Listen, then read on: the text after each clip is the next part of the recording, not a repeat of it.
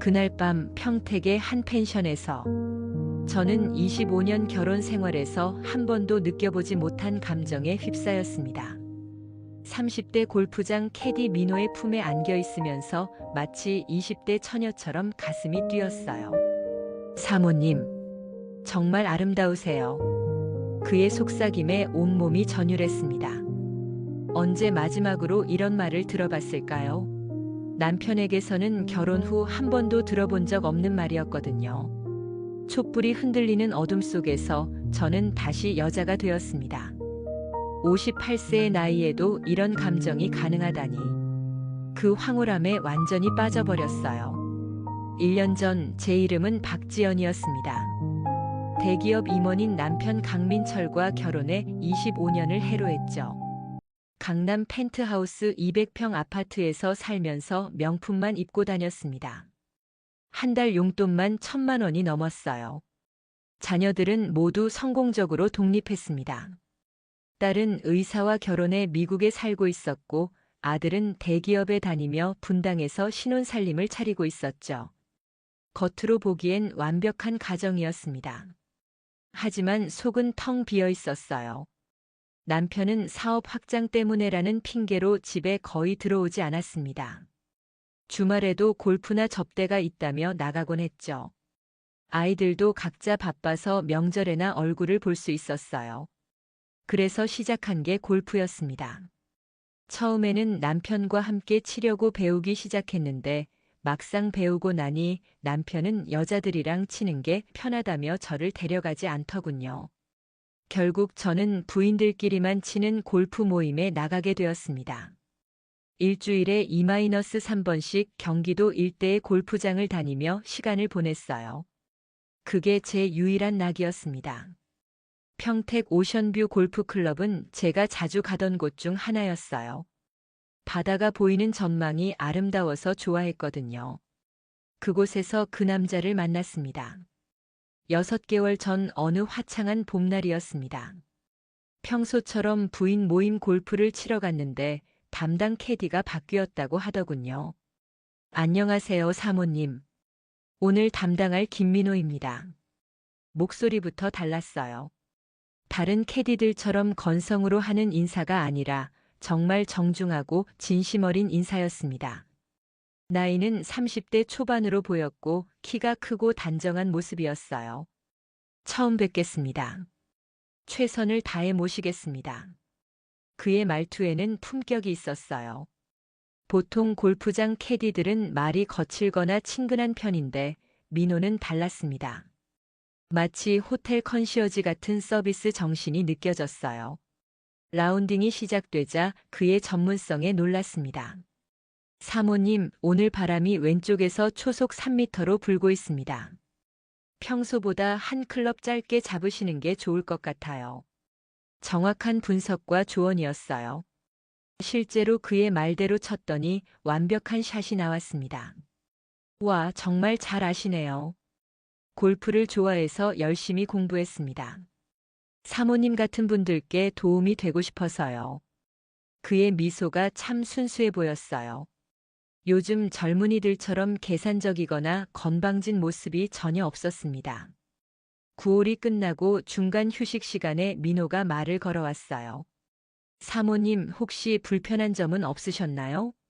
제가 골프장에 온 지 얼마 안 되어서 아직 서툰 점이 많습니다. 아니에요, 정말 완벽해요. 오히려 제가 고마울 따름이죠. 그렇게 말씀해 주시니 정말 감사합니다. 사실 이 일이 저에게는 너무 소중해서요. 소중하다고요? 네, 제가 지방에서 올라온 지 얼마 안 되거든요. 시골에 홀어머니를 모시고 있고 대학생인 동생도 있어서 이 일로 가족들을 부양해야 해서요. 그 말을 들으니 가슴이 짠해졌어요. 요즘 젊은이들이 이렇게 가족을 생각하는 경우가 드물잖아요. 특히 저희 아들만 봐도 자기 생각밖에 안 하는데 말이에요. 힘들겠네요. 서울 생활이 쉽지 않을 텐데. 괜찮습니다. 사모님들 같은 분들을 모시는 일이니까 보람도 있고요. 특히 사모님은 정말 좋은 분 같아서 열심히 하고 싶습니다. 그날부터 민호에 대한 호감이 생겼어요. 순수하고 성실한 젊은이라는 인상이었거든요. 그 이후로 저는 평택 골프장을 더 자주 가게 되었습니다. 물론 민호를 보기 위해서였죠. 처음에는 그냥 좋은 캐디 정도로 생각했는데 시간이 지날수록 그에게 끌리는 제 자신을 발견했어요. 민호는 항상 제 골프에 집중해 주었습니다. 다른 캐디들은 대충 하는 경우가 많은데 그는 정말 세심했어요. 사모님, 이번 홀은 핀 위치가 까다롭습니다. 그린이 빠르니까 조금 짧게 치시는 게 좋겠어요. 오늘 컨디션이 좋아 보이세요. 스윙이 한결 안정되었어요. 이런 세심한 관찰과 조언이 계속되니까 자연스럽게 대화가 늘어났죠. 어느 날은 라운딩이 끝나고 클럽하우스에서 차를 마시는데 민호가 조심스럽게 다가왔어요. 사모님, 죄송하지만 잠깐 시간 괜찮으시면. 무슨 일이에요? 오늘 사모님 골프 보면서 느낀 점이 있어서요. 스윙이 정말 좋아지셨는데 한 가지만 더 신경 쓰시면 확실히 실력이 늘 것 같아서요. 다른 캐디들은 라운딩 끝나면 그냥 가는데 민호는 이렇게 따로 조언까지 해주더군요. 정말요? 뭘 고쳐야 하나요?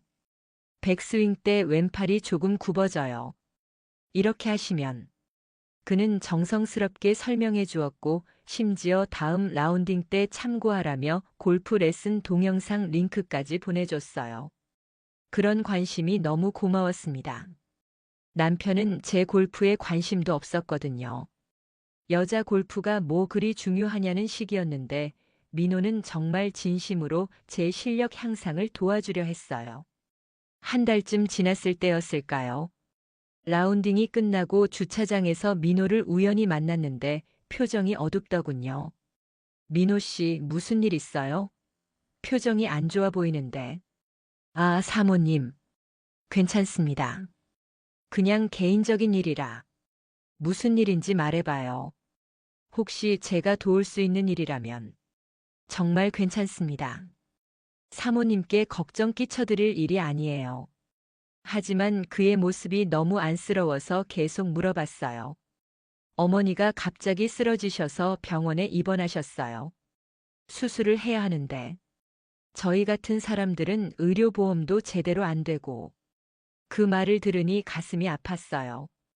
이렇게 성실한 젊은이가 돈 때문에 어머니 수술도 못 받게 한다니. 얼마나 필요해요? 아니에요, 사모님. 그런 말씀 드리려던 게 아니에요. 그냥 제가 너무 힘들어서 표정 관리를 못한 것 같아요. 얼마나 필요한지 말해봐요. 제가 도와드릴게요. 정말 그럴 수 없어요. 어떻게 사모님한테. 결국 500만 원이 필요하다고 하더군요. 저에게는 큰 돈이 아니었어요. 명품 가방 2개 값 정도였거든요. 내일까지 준비해서 드릴게요.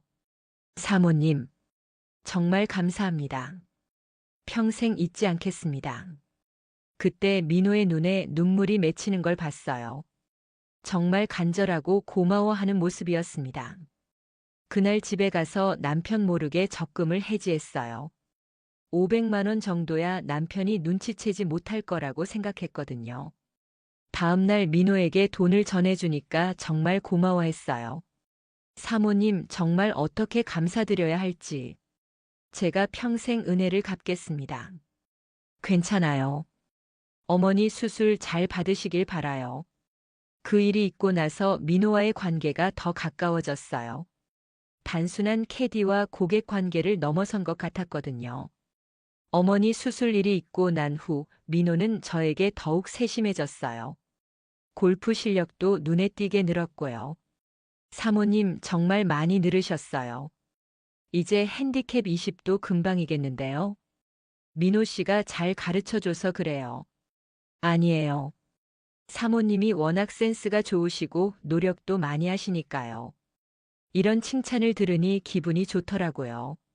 집에서는 누구도 제게 관심을 주지 않았는데 민호는 달랐어요. 한 달 후쯤 민호가 조심스럽게 말을 꺼냈어요. 사모님, 죄송하지만 개인적으로 만나서 상담드릴 일이 있는데 가능하실까요? 무슨 일이에요? 골프장에서는 다른 사람들 눈도 있고 해서 혹시 시간 되실 때 커피 한 잔 마시면서 이야기할 수 있을까요? 처음에는 조금 망설였어요. 캐디와 개인적으로 만난다는 게 적절한 일인가 싶어서요. 하지만 그동안 민호가 저에게 얼마나 도움이 되었는지 생각하니 거절할 수 없었습니다. 좋아요. 언제 어디서 만날까요? 평택 시내에 조용한 카페가 있어요. 거기서 만나면 될까요? 그렇게 첫 번째 개인적인 만남이 성사되었습니다. 약속 장소는 평택역 근처의 작은 카페였어요. 민호는 이미 와서 기다리고 있었습니다. 사모님 바쁘실 텐데 시간 내주셔서 감사합니다. 무슨 말씀이에요? 무슨 일인지 궁금하네요. 민호는 잠시 망설이다가 입을 열었어요. 사실은 사모님께 너무 감사해서 뭔가 보답을 하고 싶었어요. 어머니 수술비도 도와주시고 항상 따뜻하게 대해주시고 그런 걸 왜 부담스러워해요? 당연한 일이었어요. 아니에요. 사모님 같은 분은 정말 드물어요. 보통 골프장 손님들은 캐디를 그냥 일하는 사람 정도로만 생각하시거든요. 그의 말에 마음이 따뜻해졌어요. 사모님은 다르세요. 저를 한 사람으로 봐주시고 관심도 가져주시고 정말 고마워요. 당연한 거예요. 민호 씨는 정말 좋은 사람이니까요. 사모님도 정말 좋은 분이세요. 아니, 좋은 분이라는 말로는 부족해요. 정말 특별한 분이세요. 그때 민호의 눈빛이 달라졌어요. 단순한 감사의 표현이 아니라 뭔가 다른 감정이 담겨 있었습니다. 민호 씨, 사모님 죄송합니다. 제가 너무 나갔나요? 하지만 정말 진심이에요. 사모님을 보면 왜 이렇게 마음이 편하고 좋은지 모르겠어요. 가슴이 두근거리기 시작했어요. 언제 마지막으로 이런 말을 들어봤을까요? 남편한테서는 결혼 후 한 번도 들어본 적이 없는 말이었어요. 민호 씨, 이런 말하면 안 되는 거 아닌가요? 저는 기혼자고. 알아요. 하지만 감정을 숨길 수가 없어요. 사모님을 보면 이런 말 해도 될지 모르겠지만 심장이 빨리 뛰어요. 그 순간 모든 것이 달라졌어요. 제 마음속에 잠들어 있던 감정이 깨어나는 것 같았습니다. 저도 민호 씨를 보면 마음이 편해요. 왜 그런지 모르겠지만 정말요? 제가 착각하는 게 아니라 그날 저녁 집에 돌아와서도 계속 민호 생각이 났어요. 25년 결혼 생활 중 처음 느끼는 감정이었습니다. 그 이후로 민호와의 만남이 잦아졌어요. 처음에는 커피 한 잔 정도였지만 점점 더 깊은 대화를 나누게 되었습니다. 사모님은 정말 아름다우세요. 무슨 소리예요? 저 같은 아줌마가? 아줌마라니요. 사모님은 정말 우아하고 품격이 있으세요. 나이는 숫자에 불과해요. 이런 달콤한 말을 들으니 마치 20대 시절로 돌아간 기분이었어요. 한 달 후 민호가 더 대담한 제안을 했어요. 사모님, 오늘 시간 되시면 좀 더 조용한 곳에서 이야기하면 어떨까요? 조용한 곳이라면 평택에 바다가 보이는 펜션이 있어요. 거기서 차라도 마시면서 처음에는 망설였어요. 펜션이라니 이건 너무 위험한 일 같았거든요. 민호 씨, 그건 좀. 오해하지 마세요. 그냥 조용히 대화나 하자는 거예요. 카페는 사람들이 많아서 편하게 이야기하기 어렵잖아요. 정말 그것뿐인가요? 물론이에요. 사모님을 불편하게 만들 생각은 전혀 없어요. 결국 그의 말에 넘어가서 펜션에 갔어요. 바다가 보이는 조용한 곳이었습니다. 처음에는 정말 차만 마시며 이야기했어요. 그런데 민호가 갑자기 제 손을 잡더군요. 사모님, 민호 씨, 이러면 안 돼요. 저 정말 사모님을 사랑해요. 이런 감정 처음이에요. 그 순간 모든 이성이 마비된 것 같았어요. 25년 동안 느껴보지 못한 설렘과 떨림이 온몸을 휩쌌습니다. 저도 민호 씨가 자꾸 생각나요. 그렇게 우리의 관계는 선을 넘어버렸어요. 그날 밤은 정말 꿈 같았습니다. 오랫동안 잊고 살았던 여자로서의 감정이 되살아났어요. 민호의 품에 안겨 있으니 모든 걱정과 외로움이 사라지는 것 같았습니다. 사모님, 저 정말 행복해요. 저도요. 이런 기분 정말 오랜만이에요. 그 이후로 일주일에 2-3번씩 만났어요. 골프장에서 만난 후 펜션에서 시간을 보내곤 했습니다. 민호는 정말 다정했어요. 항상 제 말을 들어주고 이해해주고 사랑한다고 말해줬어요. 사모님과 함께 있으면 세상에서 가장 행복한 남자가 된 기분이에요. 정말요? 정말이에요. 사모님 같은 분을 만날 수 있어서 저는 정말 운이 좋은 것 같아요. 하지만 행복한 시간이 오래 가지는 않았어요. 관계가 시작된 지 2달쯤 되었을 때였어요. 민호가 조심스럽게 말을 꺼냈습니다. 사모님 죄송한데 또 부탁드릴 일이 있어서요. 무슨 일이에요? 동생이 대학교 등록금을 내야 하는데 제가 지금 여건이 안 되어서요. 얼마나 필요해요? 1,000만 원 정도면 될 것 같아요. 정말 죄송해요. 이런 부탁 드리는 게 괜찮아요. 교육비는 중요하잖아요. 사실 1,000만 원도 저에게는 큰 돈이 아니었어요. 그리고 사랑하는 사람의 가족을 도와주는 게 당연하다고 생각했거든요. 정말 감사해요. 평생 잊지 않을게요. 그날 바로 계좌이체로 1,000만 원을 보내줬어요. 사모님, 정말 어떻게 감사를 표현해야 할지. 사모님이 저한테는 천사 같은 존재예요. 그 말을 들으니 뿌듯했어요. 내가 누군가에게 이렇게 소중한 존재가 될 수 있구나 하는 생각이 들었거든요. 하지만 한 달 후 또 다른 요구가 왔어요. 사모님, 정말 죄송한데 어머니가 재수술을 받으셔야 해요.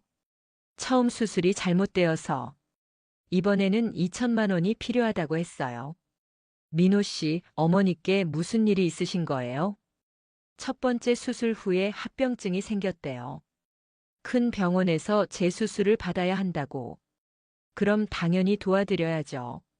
하지만 이번에는 금액이 커서 좀 부담이 되었어요. 남편 몰래 2,000만 원을 빼내는 건 쉽지 않았거든요. 조금 시간이 필요할 것 같아요. 큰 돈이라서. 죄송해요. 제가 너무 큰 부탁을 드렸나 봐요.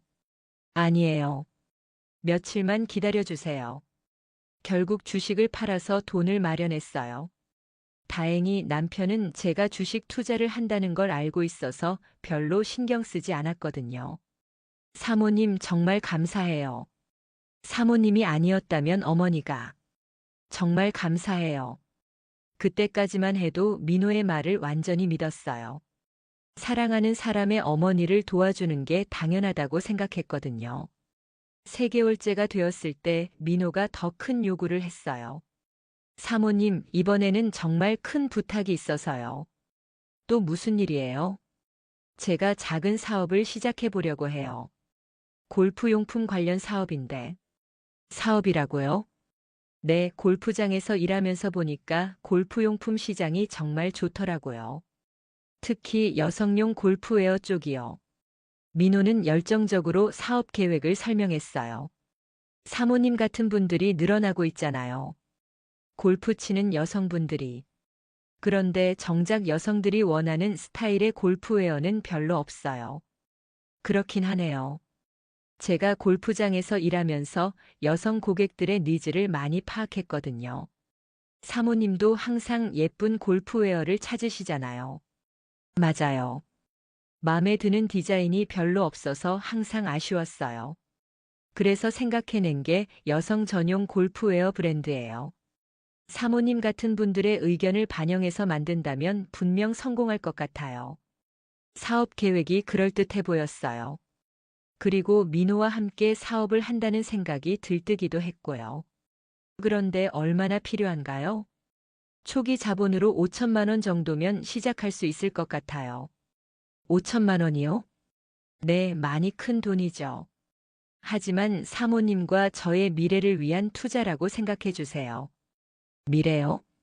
저희 이대로 계속 숨어서 만날 수는 없잖아요. 제가 경제적으로 안정되면 그때는 당당하게 사모님과 함께 할 수 있을 거예요. 그 말에 마음이 흔들렸어요.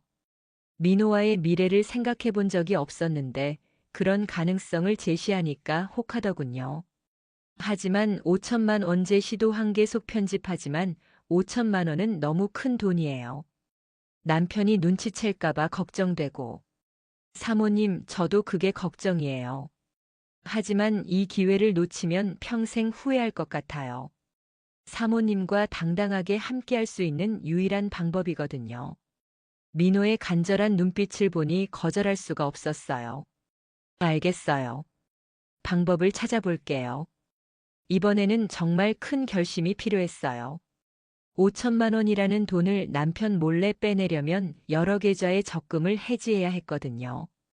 며칠 고민 끝에 결정했어요. 사랑하는 사람과의 미래를 위한 투자라고 생각하기로 했죠. 민호 씨 준비됐어요. 정말요? 사모님, 정말 감사해요. 이 은혜 평생 잊지 않을게요. 우리 미래를 위한 거잖아요. 맞아요. 사업이 성공하면 사모님과 정말 행복하게 살 수 있을 거예요. 그렇게 5천만 원을 더 보내줬어요. 총 8천만 원이나 되는 돈이었습니다.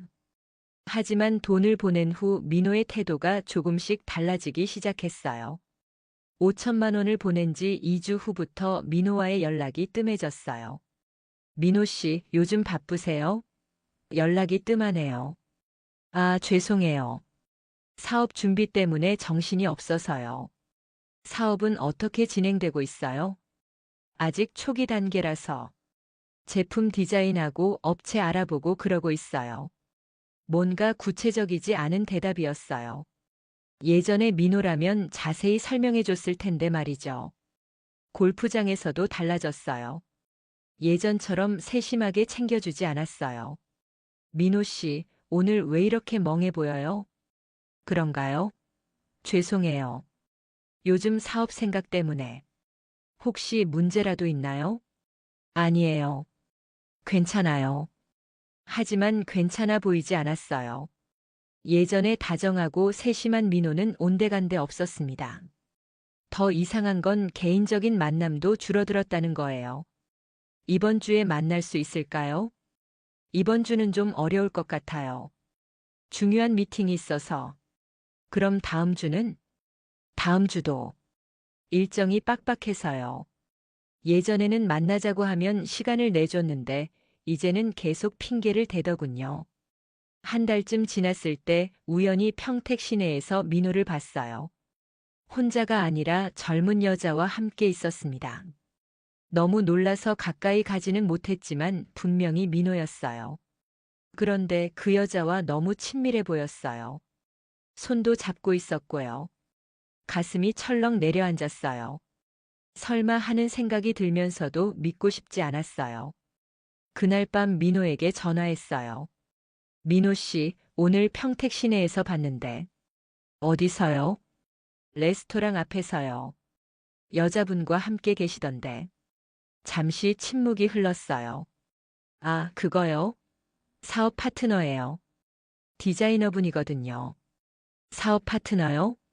네, 골프웨어 디자인을 맡아주시는 분이에요. 미팅하느라고. 그럴듯한 설명이었지만 뭔가 석연치 않았어요. 그런데 너무 친밀해 보이던데요? 그런가요?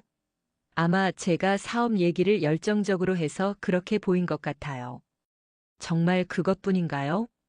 물론이에요. 사모님이 제게 얼마나 소중한지 아시잖아요.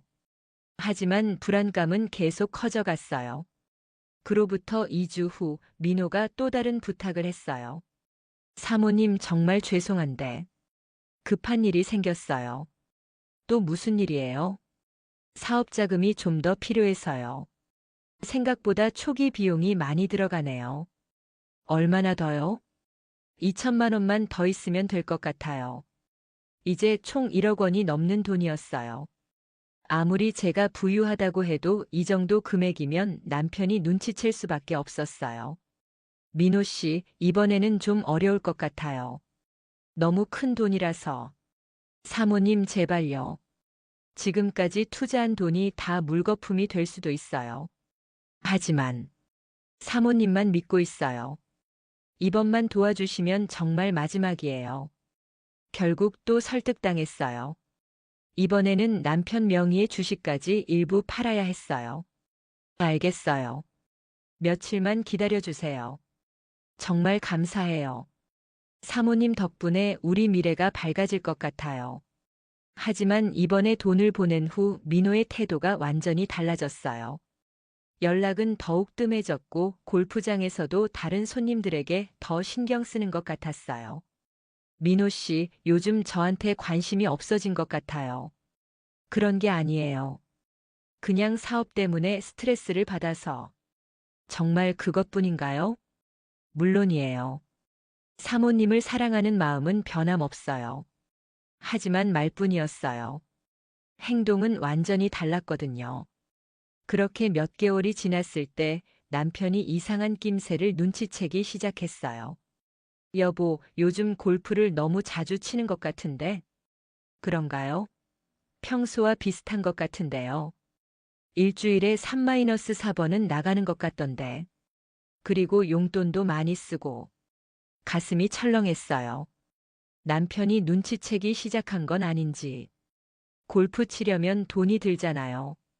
그린피, 캐디피, 식사비. 그래도 한 달에 5-600만 원씩 쓰는 건 좀 과한 것 같은데. 그렇게 많이 썼나요? 잘 모르겠네요. 카드 명세서 보니까 그러던데. 그리고 적금도 몇 개 해지했더라. 이제 정말 들킬 것 같았어요. 아, 그거요? 새로운 투자처에 넣으려고요. 무슨 투자? 친구가 괜찮은 상품을 추천해줘서. 거짓말이 계속 이어졌어요. 하지만 남편의 눈빛이 의심스러워 보였어요. 그날 밤부터 남편의 태도가 달라졌어요. 제 행동을 유심히 관찰하는 것 같았고 가끔 휴대폰을 확인하려고 하기도 했어요. 여보, 핸드폰 좀 볼까? 왜요? 아들이 보낸 사진이 있다고 했는데 못 봤거든. 제 폰에는 없을걸요? 확인만 해보자. 다행히 민호와의 메시지는 미리 삭제해놨어서 별 문제는 없었어요. 하지만 남편이 의심하고 있다는 건 분명했어요. 며칠 후 남편이 갑자기 제안했어요. 여보, 오랜만에 부부 골프 어때? 갑자기 왜요? 요즘 당신이 골프를 그렇게 좋아하니까 나도 함께 쳐보고 싶어서. 굳이 그럴 필요 없어요. 남자들끼리 치는 게 편하잖아요. 아니야, 이번에는 꼭 함께 치고 싶어. 어디가 좋을까? 평택 쪽 골프장이 좋다던데? 평택이라는 말에 가슴이 철렁했어요. 평택 말고 다른 곳은 어때요? 왜? 평택이 좋다고 했잖아. 오션뷰 골프클럽이 경치도 좋고. 완전히 들킨 것 같았어요. 남편이 이미 다 알고 있는 눈치였거든요. 알겠어요. 평택으로 가요. 피할 수가 없었어요. 그 주 토요일 남편과 함께 평택 오션뷰 골프클럽에 갔어요. 가는 내내 가슴이 두근거렸어요. 오늘 날씨 좋네. 골프 치기 딱 좋은 날씨야. 남편은 평소와 다름없이 행동했지만 저는 불안해서 견딜 수가 없었어요. 골프장에 도착해서 체크인을 하는데 놀랍게도 다른 사람들이 많이 와 있었어요. 여보, 오늘 뭔가 행사라도 있나? 아, 내가 몇 명 더 불렀어. 오랜만에 큰 모임으로 하자고. 이상했어요. 남편이 이런 모임을 주도하는 경우는 거의 없었거든요. 더 놀라운 건 참석자들이었어요. 남편의 회사 임원들, 골프장 이사진들, 그리고 평소에 잘 알던 골프 회원들까지. 여보, 이분들 왜 다 오신 거예요? 그냥 친목 도모 겸해서. 자, 인사드려. 어색하게 인사를 나누는데 사람들의 시선이 뭔가 이상했어요. 마치 저를 관찰하는 것 같았어요. 캐디 배정을 받는데 하필 민호가 저희 팀 캐디로 배정되었어요. 안녕하세요. 민호는 저를 보고도 모르는 척했어요. 평소처럼 친근하게 대하지도 않고 완전히 딱딱한 업무적인 태도였어요. 남편이 민호를 유심히 쳐다봤어요. 젊은 캐디네. 이름이 뭐야? 김민호입니다. 여기서 일한 지 오래됐어? 6개월 정도 됐습니다. 그래, 열심히 해. 라운딩이 시작되었는데 분위기가 이상했어요. 다들 골프에 집중하는 것 같지 않고 계속 저와 민호를 관찰하는 것 같았어요. 9홀이 끝나고 휴식 시간에 남편이 말했어요. 여보, 저 캐디 어때? 서비스가 좋은 것 같은데. 그냥 평범한 것 같아요. 평범해? 나는 꽤 전문적으로 보이던데.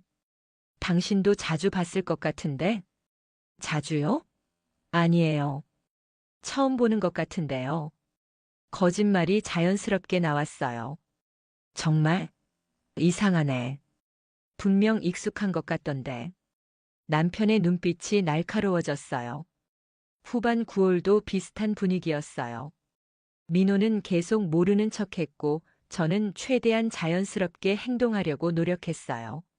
18홀이 모두 끝나고 클럽하우스로 들어갔는데 놀랍게도 VIP룸이 예약되어 있었어요.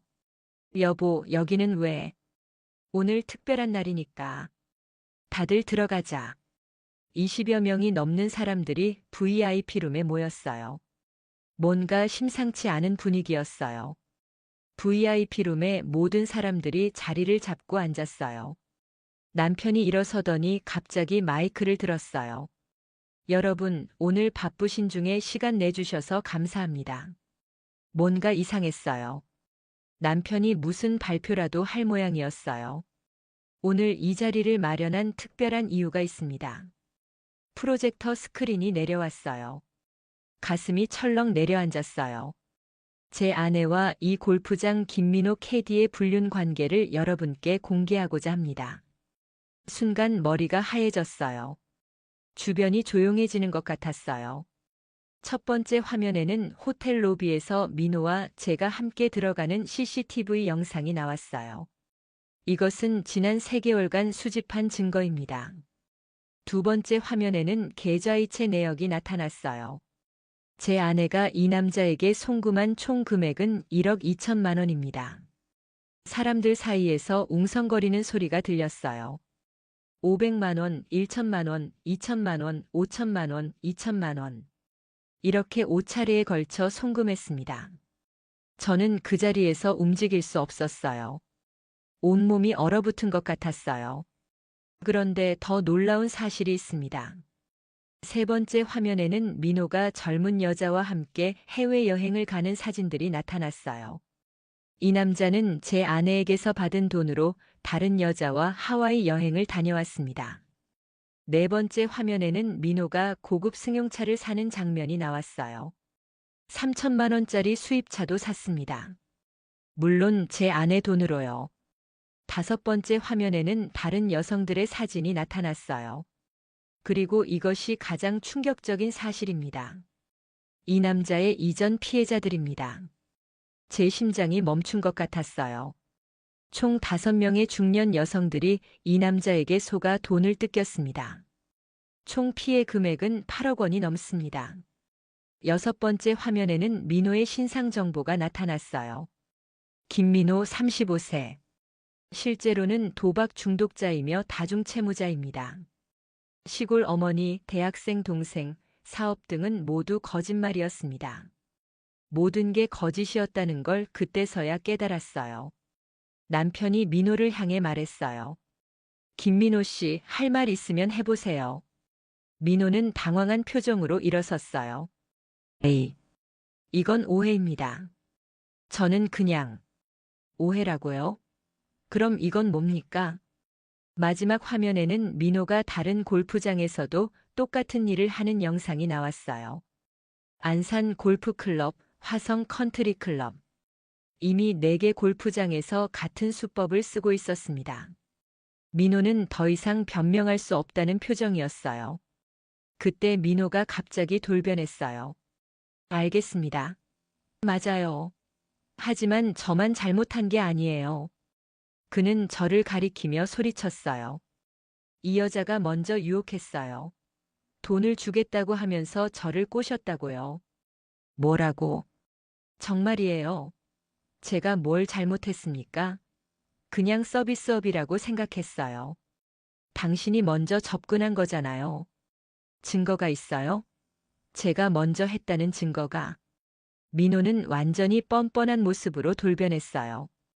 오히려 저는 피해자예요. 이 여자가 저를 이용한 거라고요. 그 순간 모든 게 무너지는 느낌이었어요. 그 자리에서 저는 아무 말도 할 수 없었어요. 20여 명의 사람들 앞에서 벌거벗겨진 기분이었어요. 여러분, 이제 아시겠죠? 이런 사기꾼들이 우리 주변에 있다는 걸. 남편이 정리 발언을 했어요. 저는 오늘 이 자리를 통해 경고하고 싶습니다. 특히 우리와 같은 중년층 여성분들이 조심하셔야 한다고. 사람들이 저를 바라보는 시선이 따가웠어요. 동정의 시선도 있었지만 대부분은 비웃음과 경멸이었어요. 그리고 김민호 씨, 당신은 오늘부터 이 골프장 출입 금지입니다. 골프장 이사가 선언했어요. 다른 골프장에도 통보하겠습니다. 더 이상 피해자가 생기지 않도록. 민호는 아무 말도 못하고 나가버렸어요. 마지막까지도 사과 한마디 없었어요. 사람들이 하나둘 자리를 떠나기 시작했어요. 떠나면서 저를 바라보는 시선들. 평생 잊을 수 없을 것 같아요. 지연 씨, 힘내세요. 몇 명이 위로의 말을 건넸지만 대부분은 그냥 지나쳐갔어요. 결국 남편과 저만 남았어요. 이제 집에 가자. 남편의 목소리는 차갑고 무표정했어요. 집에 가는 내내 아무 말도 하지 않았어요. 차 안의 침묵이 너무 무거웠어요.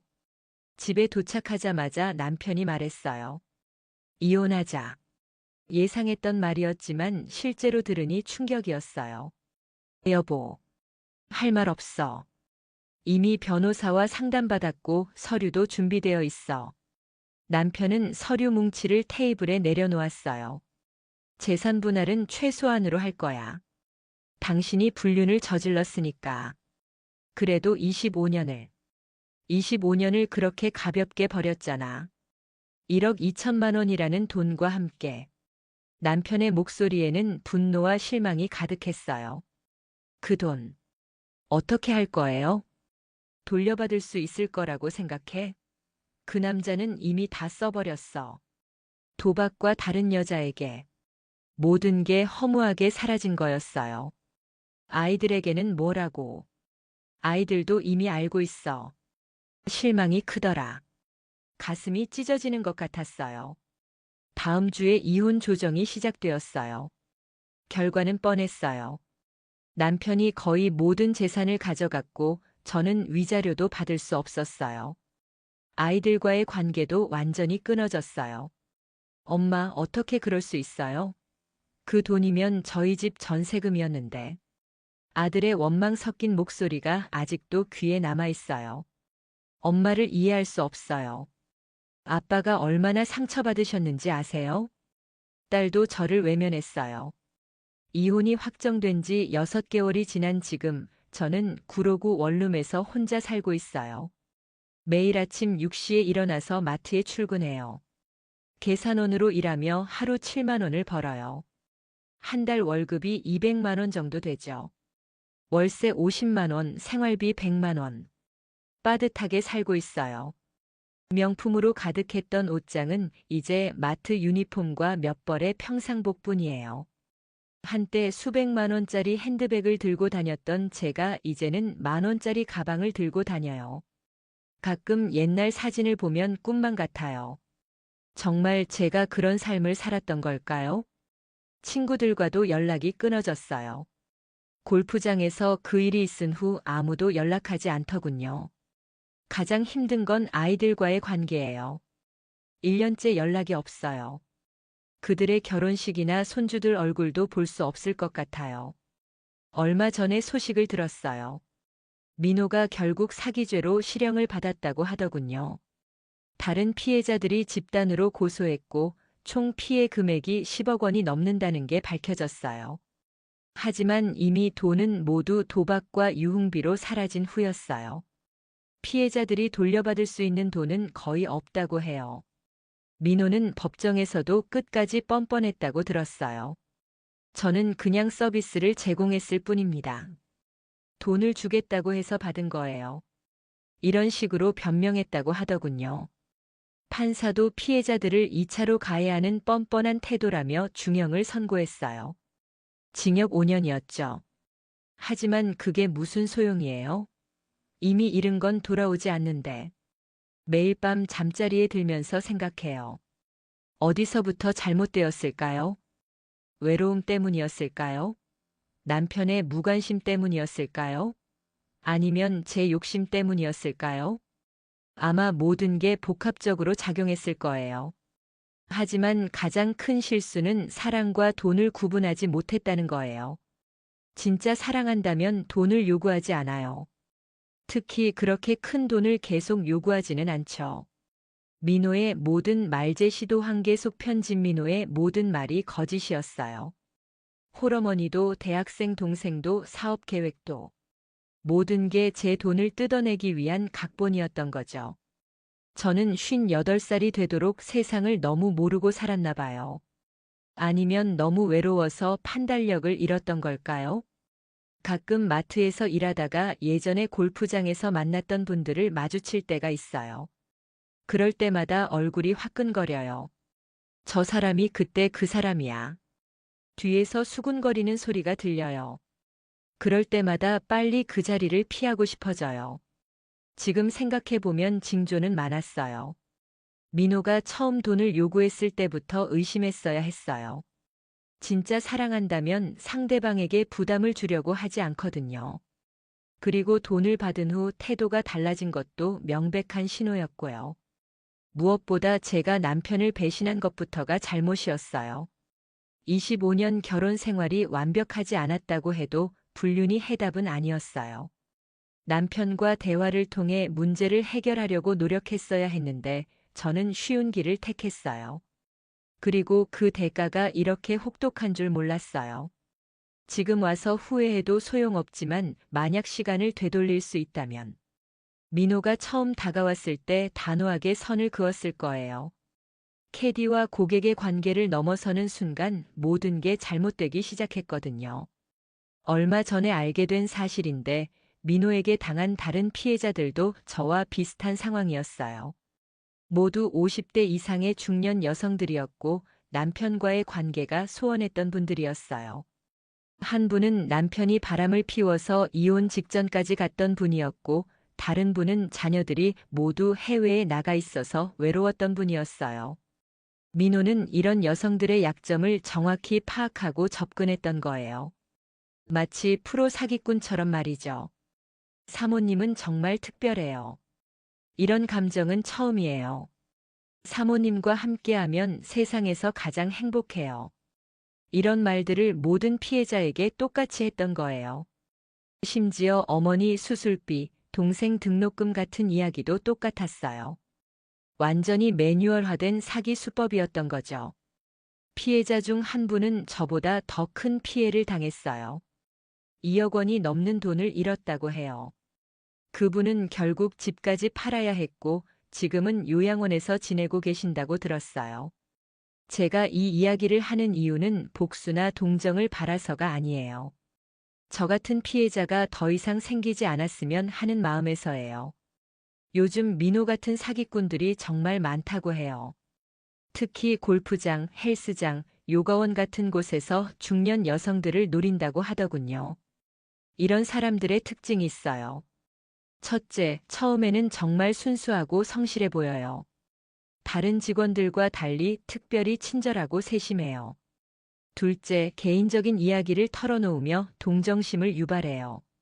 가난한 집안 환경, 아픈 가족, 힘든 상황 등을 이야기하죠.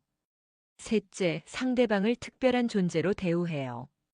당신 같은 분은 처음이에요. 정말 특별해요. 같은 말을 자주 해요. 넷째, 점진적으로 돈을 요구해요. 처음에는 작은 금액부터 시작해서 점점 큰 돈을 요구하죠. 다섯째, 미래에 대한 약속을 해요. 사업이 성공하면 함께 행복하게 살아요 같은 말로 희망을 줘요. 이런 패턴을 보이는 사람이 있다면 무조건 조심하세요. 아들아, 딸아. 엄마가 정말 미안하다. 너희들에게 부끄러운 엄마가 되어서 정말 죄송해. 25년 동안 너희들을 키우면서 항상 올바르게 살아야 한다. 다른 사람에게 피해주면 안 된다고 가르쳤는데 정작 엄마가 그 말을 지키지 못했구나. 너희 아빠한테도 정말 미안해. 25년 동안 성실하게 가정을 지켜온 아빠를 배신한 게 엄마의 가장 큰 죄야. 엄마가 1억 2천만 원이라는 큰 돈을 잃은 것도 문제지만 그보다 더 큰 건 너희들의 신뢰를 잃은 거야. 아마 너희들은 엄마를 평생 용서하지 못할 거야. 그것도 당연해. 엄마도 자신을 용서할 수 없으니까. 하지만 한 가지만은 알아줬으면 해. 엄마가 너희들을 사랑하는 마음만큼은 진짜였어. 그 마음은 지금도 변함없어. 언젠가 너희들이 엄마를 조금이라도 이해할 수 있는 날이 온다면 그때 한 번만 만나줄 수 있을까? 엄마는 여기서 열심히 살면서 너희들을 기다릴게. 가끔 사람들이 물어봐요. 어떻게 그런 일을 당하고도 살아갈 수 있냐고. 솔직히 처음에는 정말 죽고 싶었어요. 모든 걸 잃고 사람들의 손가락질을 받으며 사는 게 너무 힘들었거든요.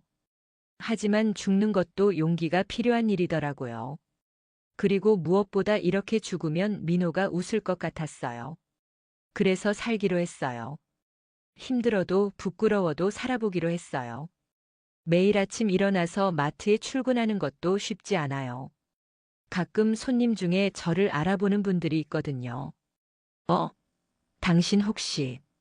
그럴 때마다 얼굴이 빨개지지만 그냥 모르는 척하고 일을 계속해요. 처음에는 창피하고 분했는데 이제는 조금 달라졌어요. 이것도 제가 저지른 일의 결과니까 받아들이기로 했어요. 그리고 하루하루 일하면서 느끼는 게 있어요. 돈을 벌어서 밥을 먹고 잠자리를 유지한다는 것의 소중함을 알게 되었어요. 예전에는 돈의 가치를 몰랐어요. 그냥 카드만 긁으면 되는 줄 알았거든요. 하지만 지금은 1만 원 한 장의 소중함을 알아요. 6개월 전에 마트에서 일하면서 한 분을 만났어요. 60대 초반의 여성분인데 남편을 잃고 혼자 사시는 분이었어요. 처음에는 그냥 동료 정도로 생각했는데 점점 가까워졌어요. 지연 씨, 요즘 많이 힘들어 보여요. 괜찮아요. 괜찮지 않아 보이는데. 혹시 이야기하고 싶으면 언제든 말해요. 그렇게 조금씩 마음을 열게 되었어요. 어느 날 그분에게 제 이야기를 털어놓았어요. 처음에는 놀라시더니 나중에는 따뜻하게 위로해 주셨어요. 사람은 누구나 실수를 해요. 중요한 건 그 실수에서 배우는 거죠. 저 같은 사람도 용서받을 수 있을까요? 당연하죠. 지연 씨는 지금 충분히 대가를 치르고 있잖아요. 그리고 반성하고 있고요. 그분의 말에 조금씩 위로를 받았어요. 지금은 그분과 함께 작은 독서 모임도 하고 있어요. 마트에서 일하는 동료들과 함께 한 달에 한 번씩 모여서 책을 읽고 이야기를 나누는 거예요. 처음에는 어색했지만 이제는 제게 소중한 시간이 되었어요.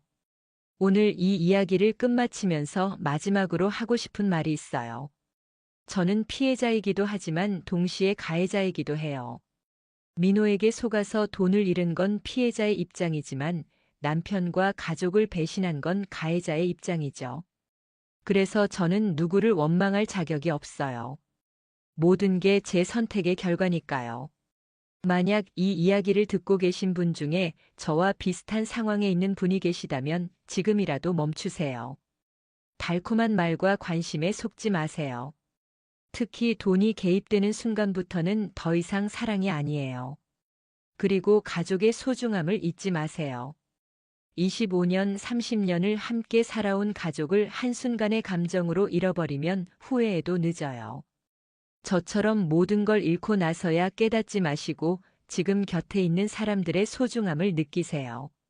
마지막으로 혹시 저 같은 실수를 하신 분이 계시다면 포기하지 마세요. 비록 잃은 게 많고 상처도 크지만 그래도 살아갈 이유는 있어요. 저처럼 하루하루 성실하게 살다 보면 언젠가는 용서받을 날이 올 거예요. 적어도 자신만큼은 용서할 수 있는 날이 말이에요. 지금 저는 새벽 5시에 일어나서 마트에서 하루 8시간씩 일하고 있어요. 힘들지만 떳떳해요. 누구에게 손 벌리지 않고 제 힘으로 살아가고 있으니까요. 가끔 예전 생각이 날 때가 있어요. 명품 가방을 들고 비싼 골프웨어를 입고 고급 레스토랑에서 식사하던 시절 말이에요. 하지만 그때의 화려함은 모두 거짓 위에 세워진 것이었어요. 지금의 소박한 삶이 오히려 더 진실하고 소중하게 느껴져요. 언젠가 아이들이 엄마를 용서해 줄 날이 올까요? 모르겠어요. 하지만 그날을 기다리며 열심히 살아갈 거예요. 그리고 혹시 저와 같은 위기에 처한 분이 계시다면 제 이야기가 조금이라도 도움이 되었으면 좋겠어요. 사랑이라는 이름으로 포장된 사기에 속지 마세요. 진짜 사랑은 돈을 요구하지 않아요. 진짜 사랑은 상대방의 가정을 파괴하지 않아요. 진짜 사랑은 서로를 더 나은 사람으로 만들어주는 거예요. 저는 그걸 너무 늦게 깨달았지만 여러분은 저보다 현명하시길 바랍니다. 오늘 이렇게 긴 이야기를 들어주셔서 감사합니다. 구독과 좋아요, 알람 설정은 이런 진솔한 이야기를 더 많은 분들께 전할 수 있는 큰 힘이 됩니다. 다음에도 더 좋은 이야기로 찾아뵙겠습니다. 감사합니다.